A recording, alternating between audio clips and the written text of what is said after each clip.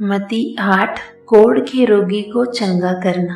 जब वह उस पहाड़ से उतरा तो एक बड़ी भीड़ उसके पीछे हो ली, और देखो एक कोढ़ी ने पास आकर उसे प्रणाम किया और कहा, हे प्रभु, यदि तू चाहे तो मुझे शुद्ध कर सकता है। यीशु ने हाथ बढ़ाकर उसे छुआ और कहा, मैं चाहता हूँ, तू शुद्ध हो जा। और वह तुरंत कोढ़ से शुद्ध हो गया। यीशु ने उससे कहा, देख, किसी से ना कहना, परंतु जाकर अपने आप को याजक को दिखा और जो चढ़ावा मूसा ने ठहराया है उसे चढ़ा, ताकि लोगों के लिए गवाही हो। एक सूबेदार का विश्वास।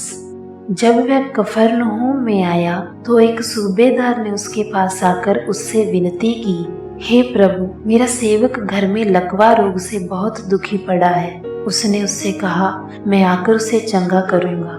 सूबेदार ने उत्तर दिया, हे प्रभु, मैं इस योग्य नहीं कि तू मेरी छत तले आए, परंतु केवल मुंह से कह दे तो मेरा सेवक चंगा हो जाएगा, क्योंकि मैं भी पराधीन मनुष्य हूँ और सिपाही मेरे अधीन हैं। जब मैं एक से कहता हूँ जा, तो वह जाता है, और दूसरे से आ, तो वह आता है, और जब अपने दास से कहता हूँ ये कर, तो वह करता है।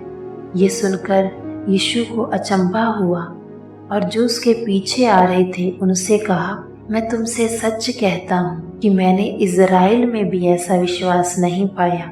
और मैं तुमसे कहता हूँ कि पूर्व और पश्चिम से बहुत से लोग आकर अब्राहम और इजहाक और याकूब के साथ स्वर्ग के राज्य में बैठेंगे, परंतु राज्य के संतान बाहर अंधकार में डाल दिए जाएंगे, वहाँ रोना और दांतों का पीसना होगा।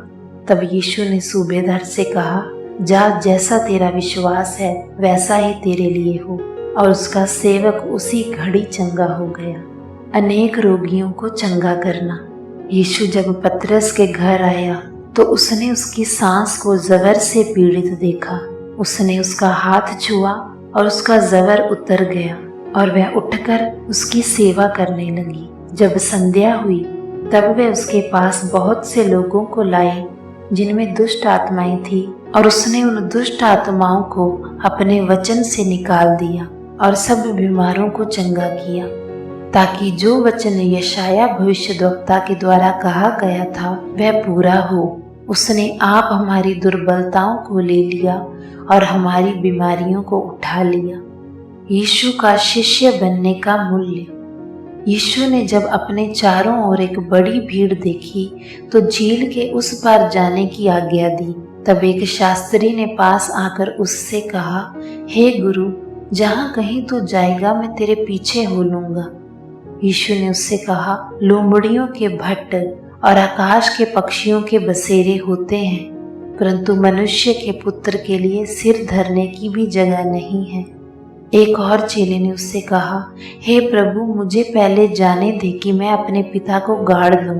यीशु ने उससे कहा, तू मेरे पीछे हो ले और मुर्दों को अपने मुर्दे गाड़ने दे। तूफान को शांत करना।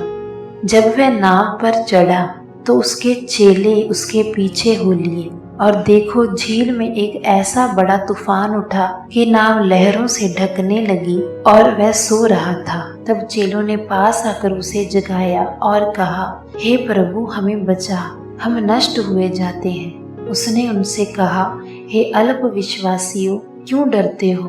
तब उसने उठकर आंधी और पानी को डांटा और सब शांत हो गया। और वे अचंभा करके कहने लगे, ये कैसा मनुष्य है कि आंधी और पानी भी उसकी आज्ञा मानते हैं। दुष्ट आत्मा ग्रसित मनुष्यों को चंगा करना। जब वह उस पार गदरेनियों के देश में पहुंचा तो दो मनुष्य जिनमें दुष्ट आत्माएं थी कब्रों से निकलते हुए उसे मिले। वे इतने प्रचंड थे कि कोई उस मार्ग से जा नहीं सकता था।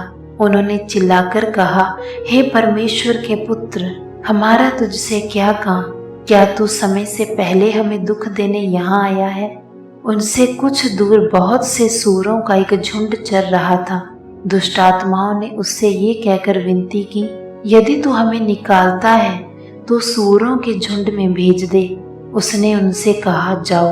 और वह निकलकर सूरों में बैठ गई, और देखो, सारा झुंड कड़ाड़े पर से झपट कर पानी में जा पड़ा और डूब मरा। उनके चरवाहे भागे और नगर में जाकर ये सब बातें और जिनमें दुष्ट आत्माएं थी उनका सारा हाल क्या सुनाया। तब सारे नगर के लोग यीशु से भेंट करने को निकल आए और उसे देखकर विनती की कि हमारी सीमा से बाहर चला जा।